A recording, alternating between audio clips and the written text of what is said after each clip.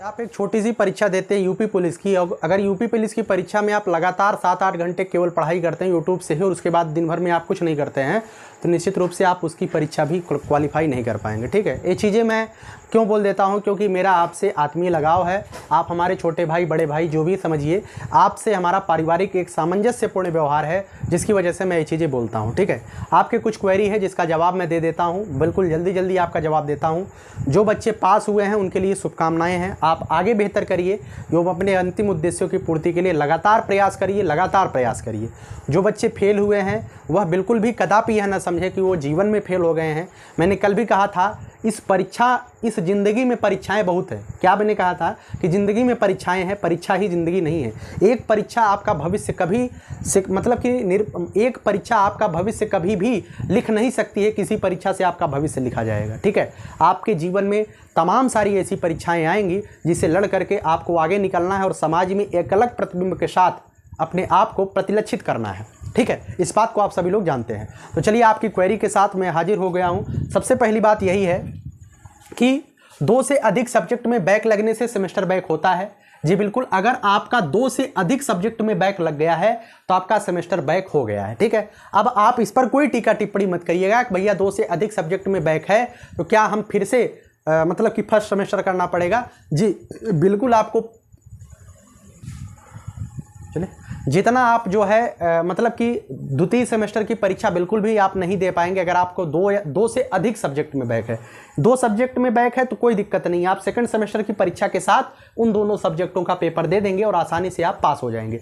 लेकिन अगर 2 से अधिक सब्जेक्ट में आपका बैक लग गया है तो निश्चित रूप से आपको प्रथम सेमेस्टर की परीक्षा फिर से देनी पड़ेगी और प्रथम सेमेस्टर की परीक्षा फिर से देने का मतलब इंटर्नशिप वगैरह सब कुछ आपको फिर से देना पड़ेगा। ठीक है, तो उम्मीद करता हूँ आप इसका भ्रम जो आपके दिमाग में है वो आपसे समाप्त हो चुका होगा। ठीक है, तो आइए चलिए दूसरा क्वेश्चन है, क्या 3 सब्जेक्ट में बैक लगने पर स्क्रूटनी करवा सकते हैं। स्क्रूटनी का मतलब पुनः कॉपी चेक करवा सकते हैं।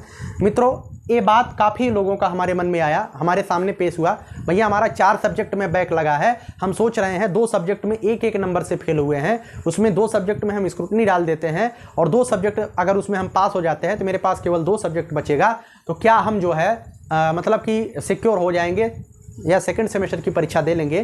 तो आप बिल्कुल यह गलत सोच रहे हैं। अगर आप ऐसा सोच रहे हैं तो आप गलत सोच रहे हैं। ठीक है, आप 2 से अधिक सब्जेक्ट में अगर आपका बैक है तो आप स्क्रूटनी नहीं करवा सकते हैं, इस बात को ध्यान रखिएगा। ठीक है, 2 से अधिक सब्जेक्ट में बैक होने पर आप स्क्रूटनी नहीं करवा सकते हैं, समझ में आया ना। इसके बाद आप टिप्पणी मत करिएगा, क्योंकि मुझे भी लगता है कि यार स्क्रूटनी डालनी चाहिए थी, स्क्रूटनी का एक मतलब देना चाहिए था, लेकिन ये नियम है जिस नियम का फॉलो आपको जरूर करना पड़ेगा। ठीक है, आगे बात करते हैं। सेमेस्टर बैक लगने पर दोबारा फी पे करना पड़ेगा, जो आपकी फीस लगती है 41,000 रुपये। तो काफ़ी बच्चे यह भी पूछे हमसे, तो मैं बता दूं आपको दोबारा से फ़ी आपको पे नहीं करना पड़ेगा।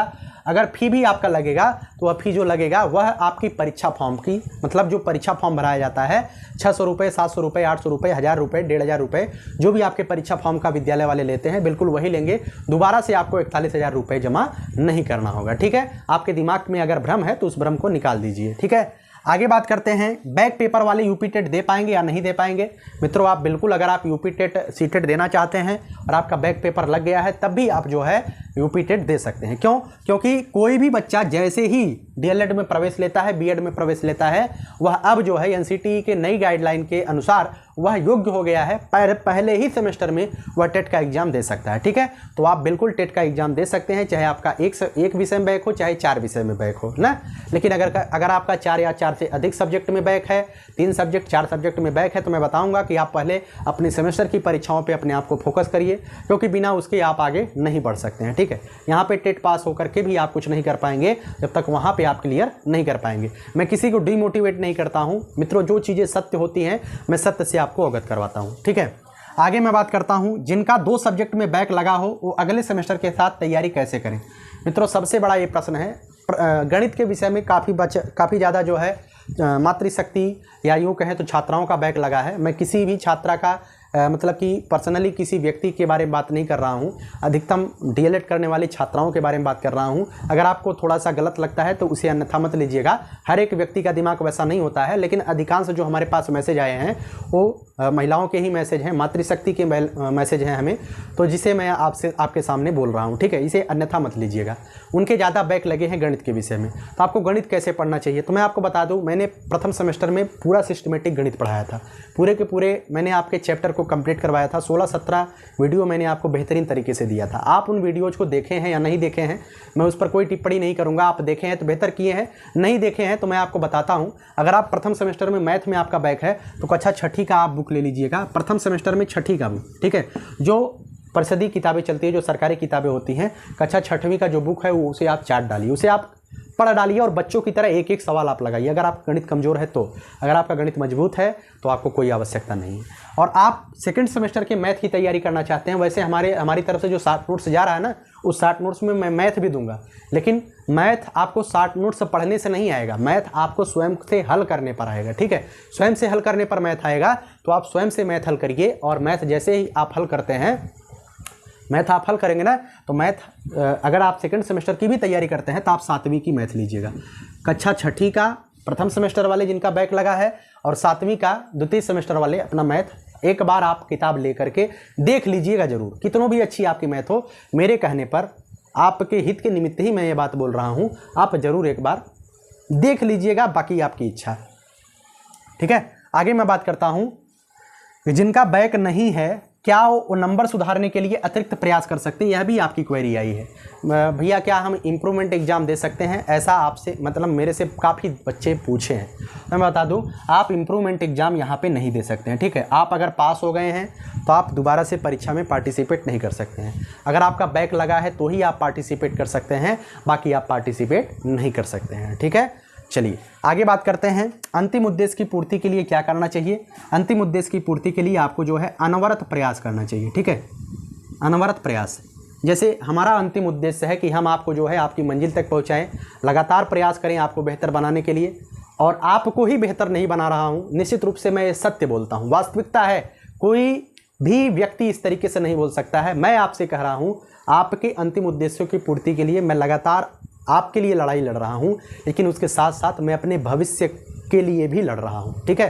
तो मेरा यूट्यूब पर एक करियर जो चल रहा है, उस करियर को आगे बढ़ाने के लिए भी मैं प्रयासरत हूं, और उसमें आप जब सभी का जो सहयोग है ना, उसके सामने मैं 1000 बार नतमस्तक हूं तो भी हमारे लिए कम ही रहेगा, ठीक है। क्योंकि मैंने कभी सोचा नहीं था कि ऐसा लोग, ऐसे मित्र, ऐसे साथी, ऐसे हमारे साथ चलने वाले लोग मिल जाएंगे जो हमें यहाँ तक पहुँचा पाएंगे। वास्तव में मुझे यकीन नहीं था, लेकिन आपके सामने मैं समझ लीजिए एकदम बिछ गया हूँ। जो भी आप कहेंगे आने वाले समय में नितिन उपाध्याय आपके लिए वह करने के लिए तैयार रहेगा, ठीक है। तो अंतिम उद्देश्य की पूर्ति के लिए जैसे मैं अनवरत प्रयास कर रहा हूँ अपने अंतिम उद्देश्य की पूर्ति के लिए, है ना, वैसे आप भी अपने अंतिम उद्देश्य की पूर्ति के लिए अनवरत प्रयास करिए। कोई भी परीक्षा आपका जो है भविष्य निर्धारित नहीं करती है, लगातार आपके जीवन में परीक्षाएँ आती रहेंगी। ये सामाजिक परीक्षाएँ भी रहेंगी, कुछ आर्थिक परीक्षाएँ भी रहेंगी, कुछ राजनीतिक परीक्षाएं भी रहेंगी, इस बात को ध्यान रखिएगा। आगे मैं बात करता हूं सेकंड सेमेस्टर के नोट्स के लिए। हमारे द्वारा जो नोट्स बनाए गए हैं, second semester notes by Nitin sir, अगर आप चाहते हैं तो, ठीक है, मैं मेरे कुछ दबाव नहीं आपसे कह रहा हूं, केवल अगर आप चाहते हैं तो, है ना, तो आप जो है डिस्क्रिप्शन बॉक्स में एक लिंक दिया गया। डिस्क्रिप्शन बॉक्स जानते हैं कि नहीं जानते हैं? नहीं जानते हैं तो बता दे रहा हूँ। जैसे आप हमारा वीडियो देख रहे हैं, वीडियो देखने के बाद आप जहाँ पे टाइटल लगा होगा, उस टाइटल के नीचे देखिएगा इस तरीके से एक बार लगा हुआ है, इस तरीके से, है ना।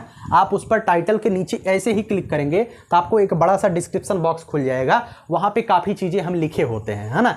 उस जहाँ पे हम काफ़ी चीज़ें लिखे होते हैं, UP DElEd 21 batch, UP DElEd maths by Nitin sir, इस तरीके के काफ़ी मेरे से लिखा टैग वगैरह लिखा जाता है, वो वीडियो को ट्रेंडिंग में लाने के लिए किया जाता है ना। तो वहाँ पे जो है सबसे ऊपर पीडीएफ नोट्स के लिए एक लिंक दिया गया है, और रिगी एप्लीकेशन का एक लिंक है, क्योंकि मेरा जो प्राइवेट चैनल मैंने लॉन्च करवाया है और रिगी एप्लीकेशन से मैंने लॉन्च करवाया है। तो आप वहाँ पे क्लिक करिएगा। आप वहाँ पे जैसे ही क्लिक करेंगे तो आपको जो है प्लान आ जाएगा। 1 वर्ष का वो सब्सक्रिप्शन प्लान है, 1 वर्ष का सब्सक्रिप्शन आप ले सकते हैं।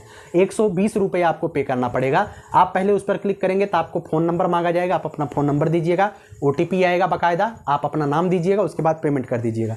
1 वर्ष के लिए आप जो है उसमें हो जाएंगे। ठीक है। अच्छा, कुछ लोग कह रहे थे भैया साथ के सातों सब्जेक्ट का एक साथ दे दीजिए।